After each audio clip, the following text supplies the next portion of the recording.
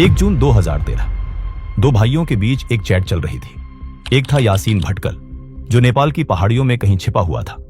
दूसरा था उसका सगा भाई रियाज भटकल, जो कराची में पाकिस्तान की खुफिया एजेंसी ISI की पनाह में बैठा था। यासीन पूछता है, क्या पाकिस्तान में तुम्हें न्यूक्लियर बॉम्ब मिला? रियाज जवाब देता है, अभी तक तो नहीं, लेकिन अगर कायदे से ढूंढा जाए तो यहाँ अंडरवर्ल्ड में सब कुछ मिल सकता है। तो यासीन कहता है, ढूंढो उसे। हमारा अगला बड़ा अटैक भारत में गुजरात के सूरत पर होगा, और इस बार तबाही आम बमों से नहीं, न्यूक्लियर बॉम्ब से होगी। रियाज फिर कहता है, लेकिन भाई, अगर न्यूक्लियर अटैक किया तो उसमें हमारे मुसलमान भाई भी मारे जाएंगे, तबाही का दायरा बहुत बड़ा होगा। यासीन जवाब देता है, अटैक से पहले ही हम सारी मस्जिदों में पोस्टर लगा देंगे, सबको इत्तला कर देंगे कि शहर छोड़ दे, जो बचेगा वो काफिरों के साथ मरेगा। ये कोई हॉलीवुड की जासूसी फिल्म का डायलॉग नहीं था, ये एक असली इंटरसेप्टेड चैट। ये इरादा था इंडियन मुजाहिदीन के सबसे खूंखार आतंकी यासीन भटकल का, एक ऐसा मास्टरमाइंड जिसके सिर पर भारत सरकार ने 35 लाख रुपए का इनाम रखा था। उस दौर में ऐसे खतरनाक स्लीपर सेल आतंकियों को ट्रैक करके पकड़ने का सक्सेस रेट महज 13.6% था। बाकी के 86.4% आतंकी सिस्टम की खामियों का फायदा उठाकर हमेशा के लिए गायब हो जाते थे। यासीन भी उसी 86.4% का हिस्सा बन चुका था। 2005 से 2012 के बीच भारत के 12 अलग अलग राज्यों में 17 बड़े बम धमाके हुए, 220 से ज्यादा बेगुनाह लोग मारे गए, और इन सबके पीछे दिमाग सिर्फ एक ही इंसान का था, यासीन भटकल। 2011 से वो पूरी तरह फरार था। वो अपना हुलिया और पहचान बदलने में इतना माहिर था कि भारत की किसी भी एजेंसी के पास उसकी कोई भी लेटेस्ट या साफ तस्वीर तक नहीं थी। लेकिन 2013 में भारत की खुफिया एजेंसियों ने एक ऐसा अंडरकवर ऑपरेशन लॉन्च किया जिसने इस भूत को नेपाल की वादियों से जिंदा खींच निकाला।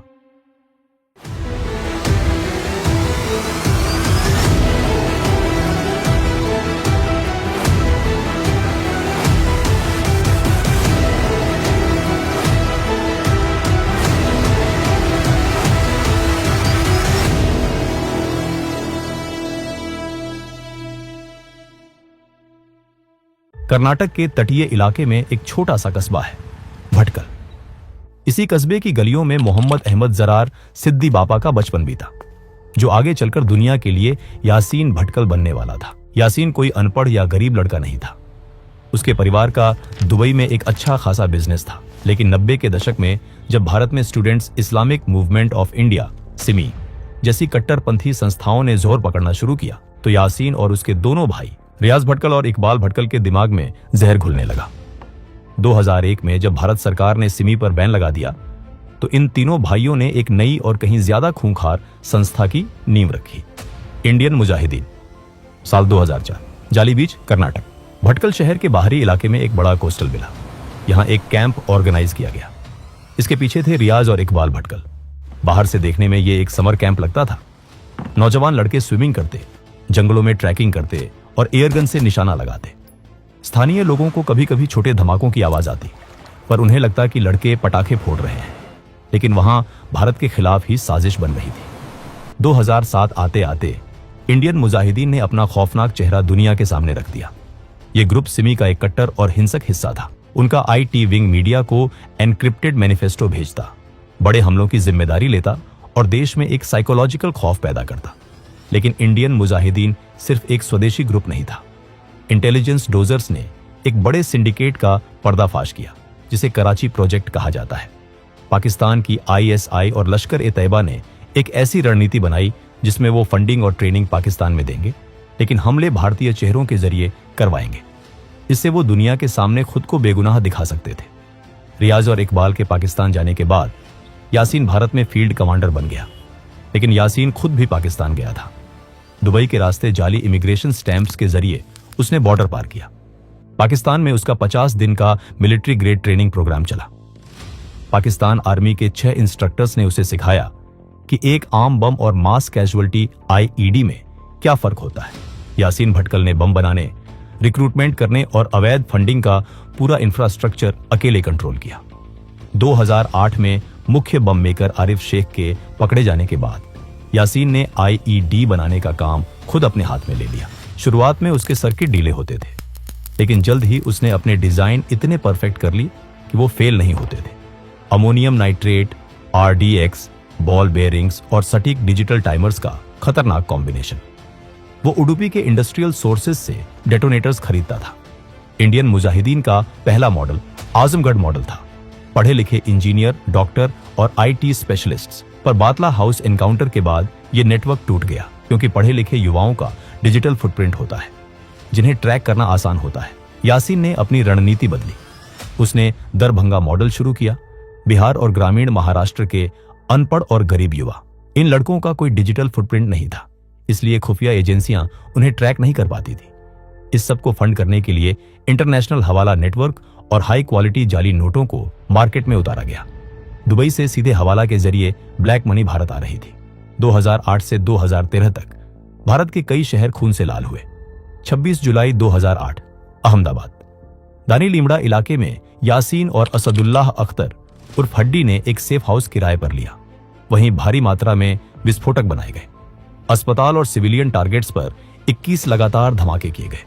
56 मौतें और 200 से ज्यादा लोग घायल हुए। 13 फरवरी 2010 पुणे जर्मन बेकरी, ओशो आश्रम के पास, जहां विदेशी टूरिस्ट्स आते थे। सीसीटीवी कैमरे में एक शख्स एक बैग छोड़ते हुए रिकॉर्ड हुआ। वो यासीन भटकल था। इस ब्लास्ट में 18 लोग मारे गए, जिनमें इटली, सूडान और ईरान के विदेशी नागरिक शामिल थे। 13 जुलाई 2011 मुंबई ट्रिपल ब्लास्ट, जवेरी बाजार, ओपेरा हाउस और दादर, तीनों जगह धमाके हुए। 26 मौतें हुई और 130 से ज्यादा लोग जिंदगी भर के लिए अपाहिज हो गए। और फिर आया इंडियन मुजाहिदीन का सबसे खतरनाक हमला। 21 फरवरी 2013 हैदराबाद, 2 धमाकों में 18 लोगों की मौत और 131 गंभीर रूप से घायल। यासीन भटकल अब देश का मोस्ट वांटेड बन चुका था।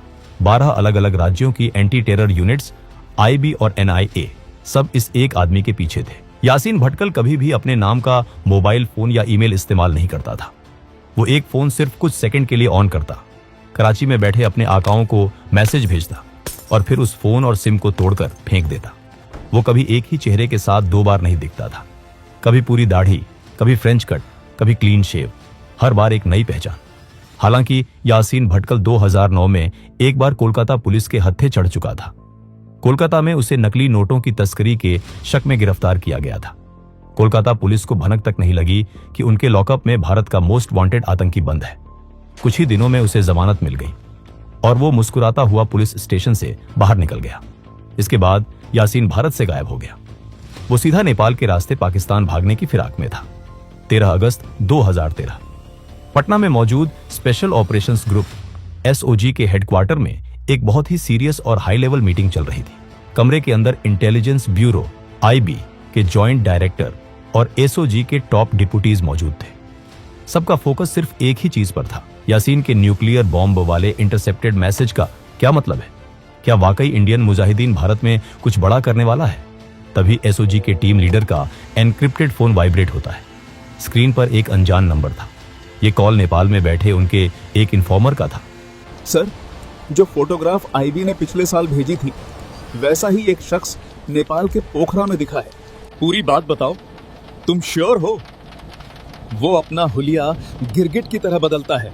सर, फोटो में उसके लंबे बाल और दाढ़ी हैं, लेकिन जो आदमी मैंने देखा है वो क्लीन शेव है। उसके बाल एकदम छोटे हैं, लेकिन सर उसकी आंखें बिल्कुल उसी शख्स से मिलती हैं। वो सस्पेक्ट पोखरा में डॉक्टर यूसुफ नाम से एक यूनानी डॉक्टर बनकर रह रहा है।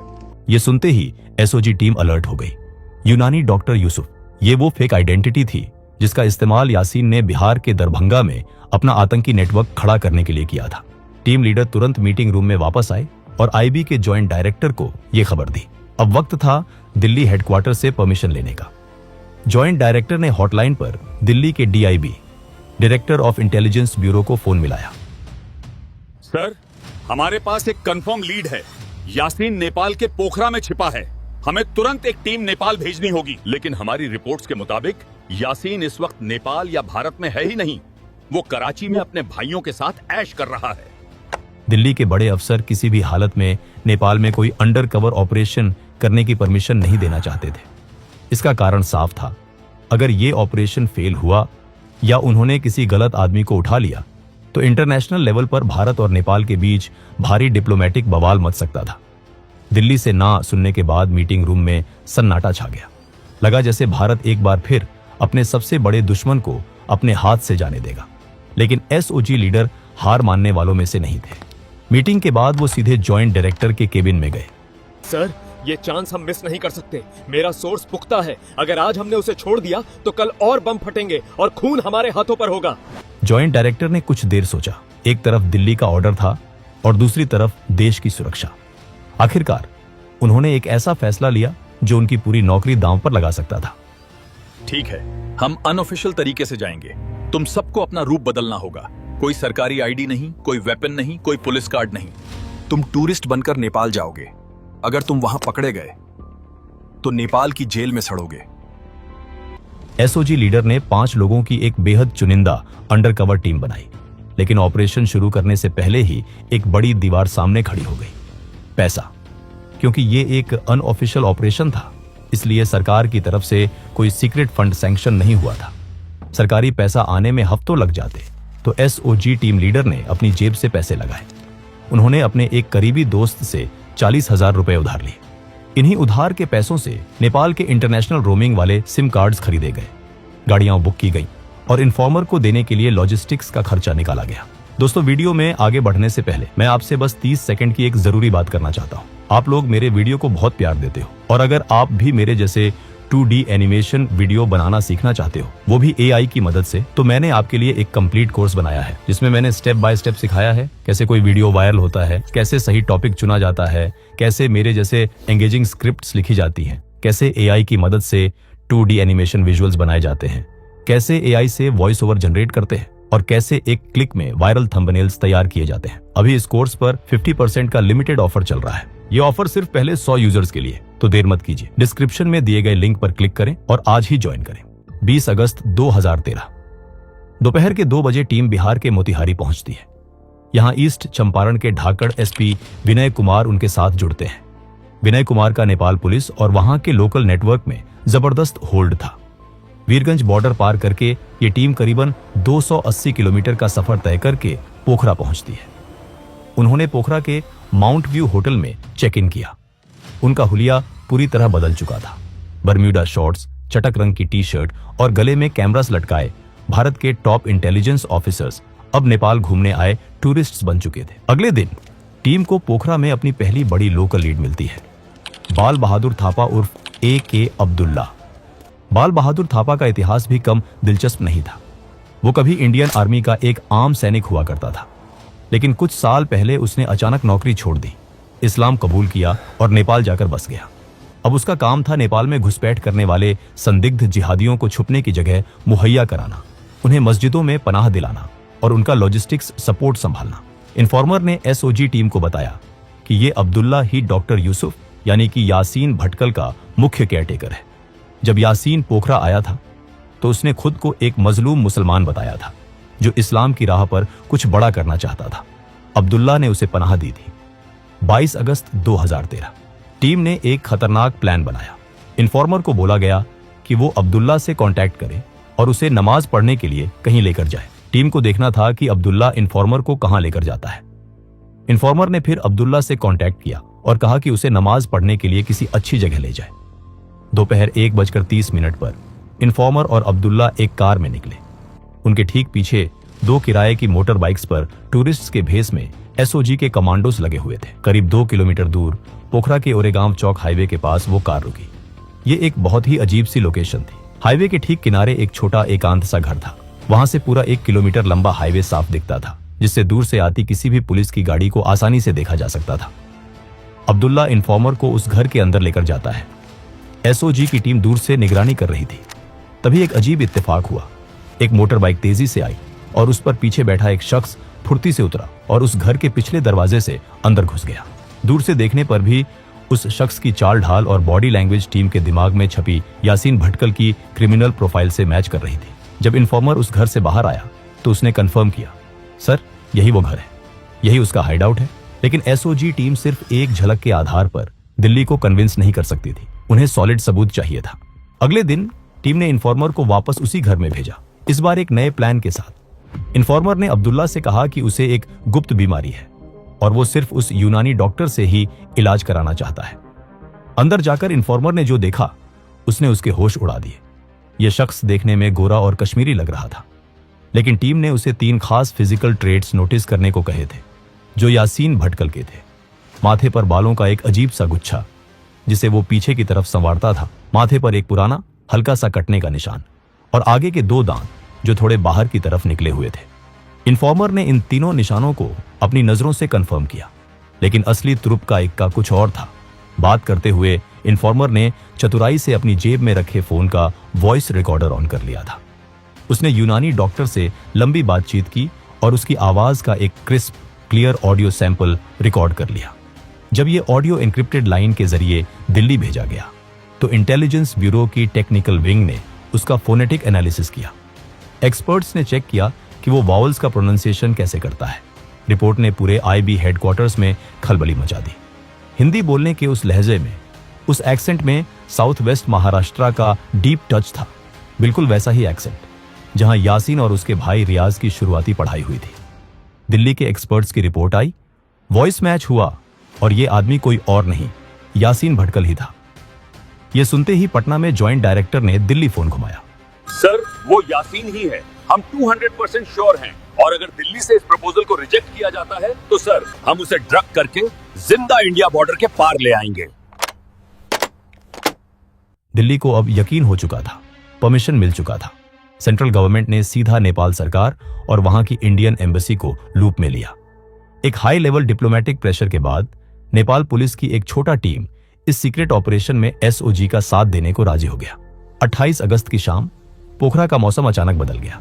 दोपहर 4 बजे से ही आसमान में काले बादल घिर आए और मूसलाधार बारिश होने लगी। रात का अंधेरा और ये तेज बारिश एक अंडरकवर ऑपरेशन के लिए एकदम परफेक्ट सेटिंग थी। रात 8:30 बजे नेपाल पुलिस की एक टीम एसओजी के साथ ओरेगांव चौक पहुंचती है।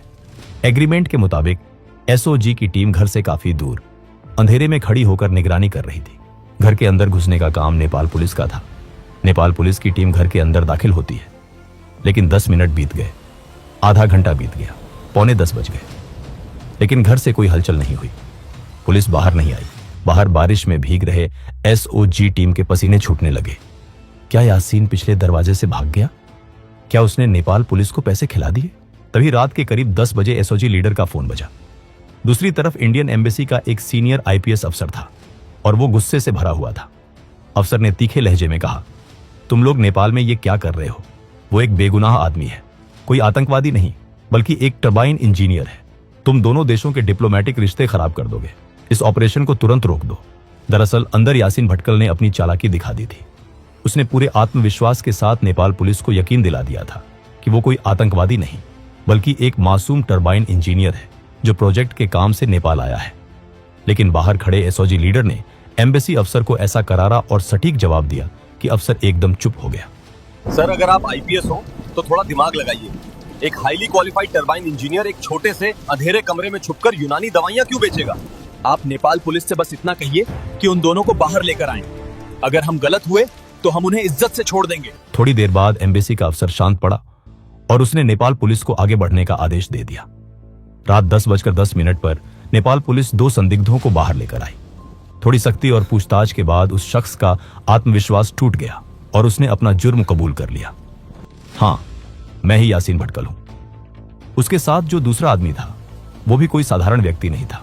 वो असदुल्ला अख्तर उर्फ हड्डी था, एक खतरनाक सुसाइड बॉम्बर और अल कायदा का ऑपरेटिव, जिस पर भारत में 10 लाख रुपए का इनाम था। पुणे, वाराणसी और मुंबई के जवेरी बाजार धमाकों में वो यासीन का सबसे भरोसेमंद साथी था। यह भारत के लिए किसी डबल जैकपॉट से कम नहीं था। इसके बाद नेपाल पुलिस ने दोनों को अपनी गाड़ियों में बैठाया और एसओजी टीम को उनसे दूर रहने के लिए कहा, ताकि चेक पॉइंट्स पर किसी तरह का शक या सवाल न उठे। 29 अगस्त की सुबह करीब 6 बजे एसओजी की टीम ने यासीन भटकल और हड्डी को नेपाल पुलिस से हैंडओवर लिया और भारत के बिहार बॉर्डर बेतिया में एंट्री की। भारत का सबसे खूंखार आतंकी आखिरकार पकड़ में आ चुका था। एक ऐसा मास्टरमाइंड जो कभी फोन का इस्तेमाल नहीं करता था, हर दूसरे दिन अपना ठिकाना बदल देता था और जिसने सालों तक भारतीय इंटेलिजेंस एजेंसियों को चकमा दिया। वो आखिरकार एक बेहद साहसी एसओजी टीम के सामने हार गया। इस गिरफ्तारी को गुप्त रखा जाना था, लेकिन दिल्ली में बैठे कई बड़े मंत्री और वरिष्ठ अधिकारी, जिनका इस ऑपरेशन में कोई रोल तक नहीं था, मीडिया के सामने आकर इसका पूरा श्रेय लेने लगे। और जिन असली हीरोज ने उस 5 लोगों की एसओजी टीम ने अपनी जान जोखिम में डाली, अपनी जेब से खर्च किया, उन्हें क्या मिला? टीम लीडर को सिर्फ एक कमेंडेशन लेटर मिला और पूरी टीम को कुल 1 लाख रुपए का इनाम दिया गया। भारत के इतिहास के सबसे बड़े आतंकवादी को पकड़ने के बावजूद उन्हें किसी भी वीरता पुरस्कार के योग्य नहीं समझा गया। यह सिस्टम की एक कड़वी सच्चाई थी। आज यासीन भटकल दिल्ली की तिहाड़ जेल के सेल नंबर 2 की कालकोठरी में अपनी सजा काट रहा है। उसकी गिरफ्तारी के बाद इंडियन मुजाहिदीन के दोनों धड़े लगभग पूरी तरह खत्म हो चुके हैं। भारत में उस स्तर के सीरियल ब्लास्ट का खौफनाक दौर काफी हद तक समाप्त हो गया है। लेकिन यासीन के दोनों भाई रियाज और इकबाल आज भी पाकिस्तान के कराची में मौजूद बताए जाते हैं और भारत के खिलाफ नई साजिशें रचने की कोशिशों में लगे हैं। आपको भारत का यह सबसे खतरनाक अंडरकवर ऑपरेशन कैसा लगा? क्या अपनी जान जोखिम में डालने वाली एसओजी टीम को उनका सही सम्मान और पुरस्कार मिलना चाहिए था? अपनी राय कमेंट सेक्शन में जरूर शेयर करें। अगर आपको यह वीडियो पसंद आया हो तो इसे लाइक करें, शेयर करें और चैनल को सब्सक्राइब करें ताकि हम ऐसी और कहानियां आप तक लाते रहें। तब तक के लिए जय हिंद, जय भारत।